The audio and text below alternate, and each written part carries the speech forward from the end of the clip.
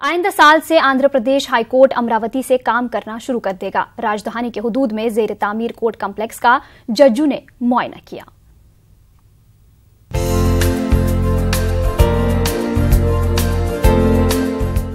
Capital region development authority commissioner Sridhar और रियासती वजीर नारायणा ने जजों का खैर मकदम किया। इस वक्त में chief justice Radha Krishnan, high court के जजेस सुब्रमण्यम, परवीन कुमार, एस.वी. भट्ट, ए.वी. शीश साई, सुनील चौधरी, सत्यनारायण मूर्ति और दीगर शामिल थे। जजों को जेर तामीर सिटी कोर्ट कॉम्प्लेक्स दिखाया गया।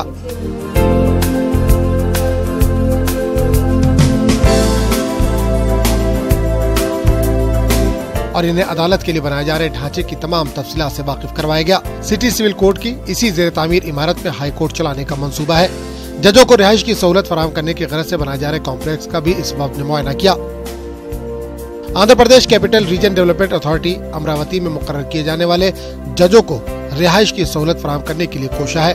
IAS अफसरान के लिए बनाए जा रहे रिहायशी कॉम्प्लेक्स में एक टावर फिलहाल आर्जी तौर पर जजों को रिहाइश फराहम करने के लिए मुख्तस करने का रियासती हुकूमत ने इरादा जाहिर किया है।